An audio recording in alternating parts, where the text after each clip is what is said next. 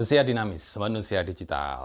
Halo, semangat pagi semuanya. Apa kabar? Bertemu kembali bersama saya, Paman Apik, Gus Germanto, dalam Filsafat Dinamis. Kali ini kita akan membahas sesuatu yang sangat penting dari sisi manusia digital, manusia dinamis, yaitu kehendak bebas. Wow, kehendak bebas itu seperti apa? Apakah kita manusia benar-benar mempunyai kehendak bebas, bisa memilih, bisa menjadi apa saja? Itu yang akan kita pelajari hari ini. Manusia sejati, maga, karakter sejatinya adalah maga ya, gerak sejati. Kita sendiri sebutnya hana, manusia, selalu bergerak terus menuju yang lebih sempurna, bataga. Dan bataga ini sejatinya adalah hana itu, dan kemudian gerak lagi. Oke, kehendak bebas. Dari zaman dahulu kala, misalkan kita merujuk di sini ada Socrates, Plato, Aristoteles, semuanya mendukung bahwa manusia punya kehendak bebas.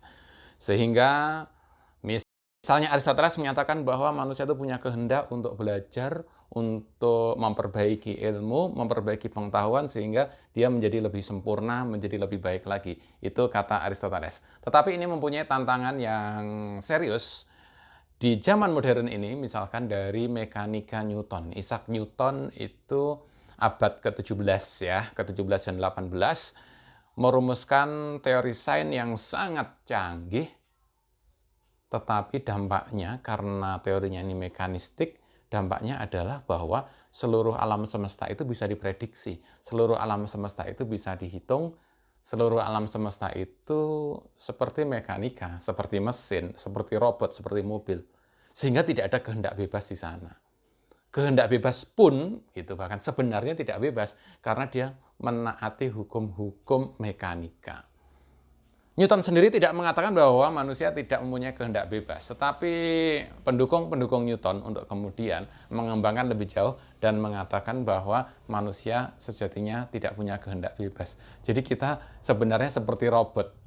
Meskipun saya mengacungkan jempol saya atau enggak, menunjuk jempol atau tidak, ini kan seakan-akan seperti kehendak saya. Kalau mau saya tunjukkan, tunjuk. Kalau mau saya lipat, lipat. Tapi jangan-jangan itu sebenarnya ada rumusnya, bahwa kita hanya merasa seakan-akan punya kehendak, tapi sebenarnya tidak. Nah, gimana itu ya? Nah, ini karena sains modern menyatakan bisa dihitung itu semua. Nah, ini akan kita bahas secara bertahap dalam filsafat dinamis kita ya. Kehendak bebas. Ya, kita akan mencoba melihat kehendak manusia, yaitu 2, 3, 1 ya. Struktur manusia digital di 2, 3, 1. Kita kehendak bebas ini 1 dari 4 struktur fundamental manusia kalau kita lihat ya. Jadi ini terkait dengan video-video yang sebelumnya. Terus-menerus tanpa batas, itulah kehendak bebas. Menerobos posibilitas, menapaki probabilitas. Kehendak atau will teruji mendorong manusia meraih pencapaian di luar batas-batas imajinasi. Manusia mampu mendarat di bulan, menyelami dasar lautan, berbincang-bincang dengan teman kita yang berjarak ribuan kilometer. Bahkan manusia mampu ya, baru-baru ini mengeksplorasi planet Mars gitu ya. Dan kehendak bebas inilah, karena kehendak bebas kita, karena punya cita-cita yang tinggi untuk terbang ke bulan, untuk menjadi astronot, untuk mengeksplorasi Mars, itu yang menggerakkan manusia, yang menggerakkan hana sejati. Mulai di bagian ini dan 3 bagian berikutnya, kita akan membahas 4 elemen struktur fundamental manusia, yaitu kehendak bebas, kemudian power, yang ketiga adalah sign, dan yang keempat adalah tanda-tanda.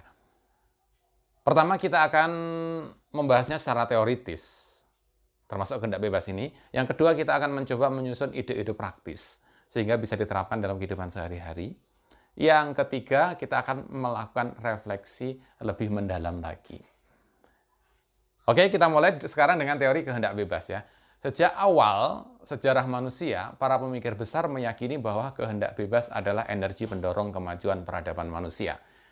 Tetapi kehendak manusia juga sebagai sumber beragam penderitaan manusia. Baik penderitaan diri sendiri atau bahkan menyebabkan penderitaan terhadap banyak orang lain.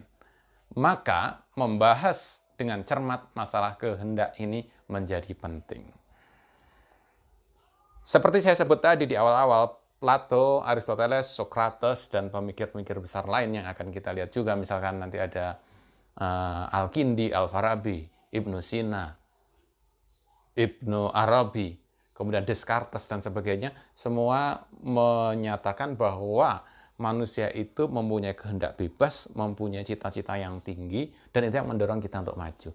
Sehingga kita harus terus memupuk punya cita-cita yang tinggi. Saya punya cita-cita untuk berkontribusi memajukan Indonesia. Saya punya cita-cita untuk mengembangkan pendidikan matematika di Indonesia. Dan rakyat Indonesia semua harus punya cita-cita yang tinggi. Duh, cita-cita, Paman. Cita-cita itu kan untuk anak SD, kelas 3 SD, kelas 4 SD, ditanya cita-cita pengen jadi dokter, pengen jadi pilot, pengen jadi insinyur. Kan kita sudah tua, 30 tahun, 40 tahun, 50 tahun. Tetap punya cita-cita. Kita punya kehendak. Kehendak untuk memberikan yang terbaik kepada alam semesta.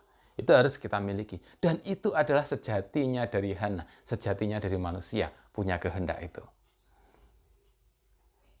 Sejak zaman Socrates, Plato, Aristoteles gitu ya, disebutkan sekitar 4 abad tahun yang lalu. Dan kemudian dilanjutkan zaman Al-Farabi, Ibnu Sina, Sadra, mereka juga meyakini tentang kehendak bebas.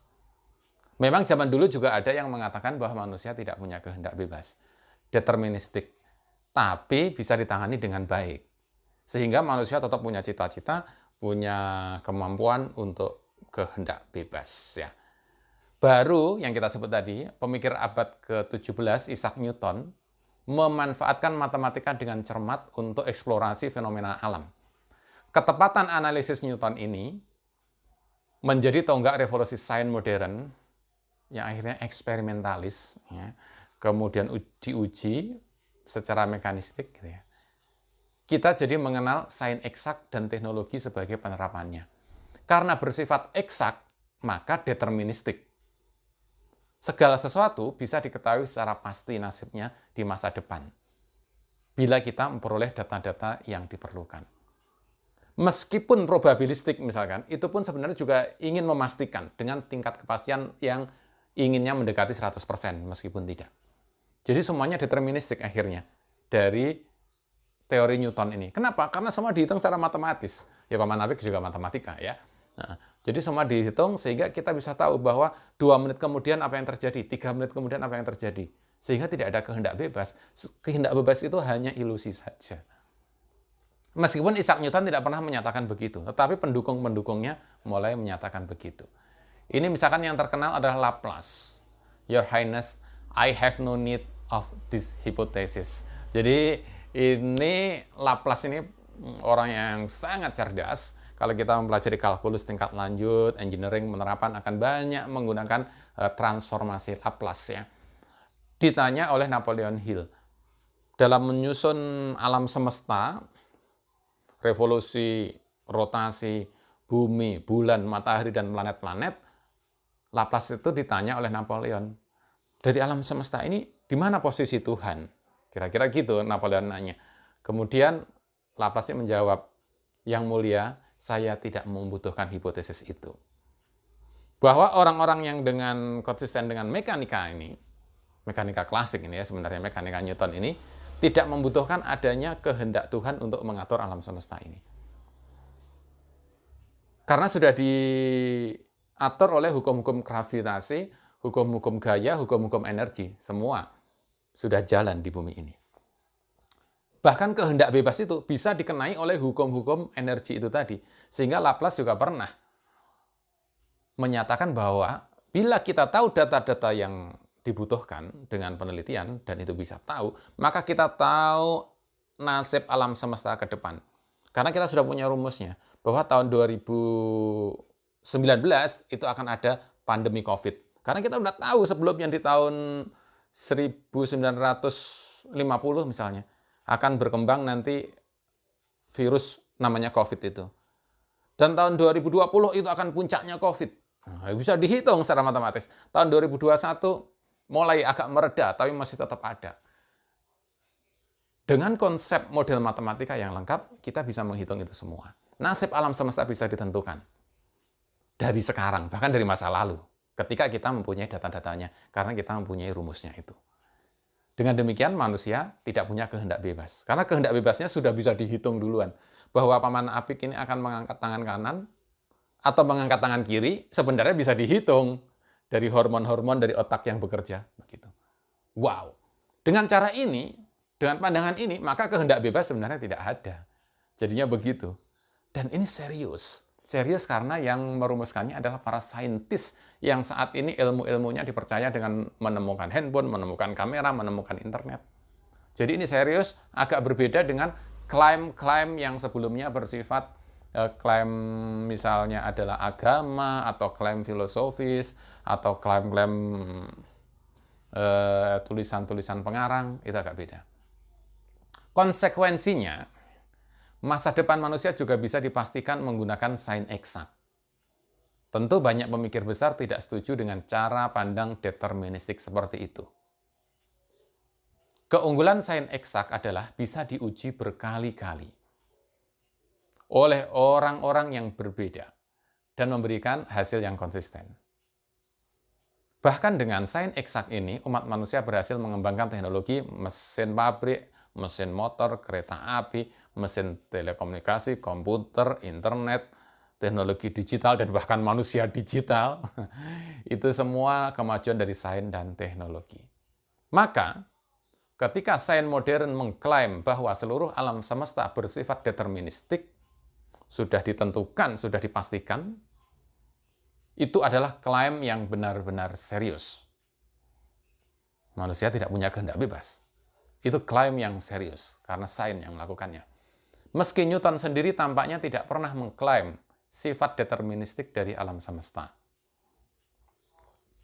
Immanuel Kant, pemikir abad 18, menyadari konsekuensi sains eksak dan mencoba merumuskan ulang kehendak bebas manusia. Nah, klaim yang serius ini maka butuh penyelesaian. Nah, salah satunya yang memulai adalah Immanuel Kant.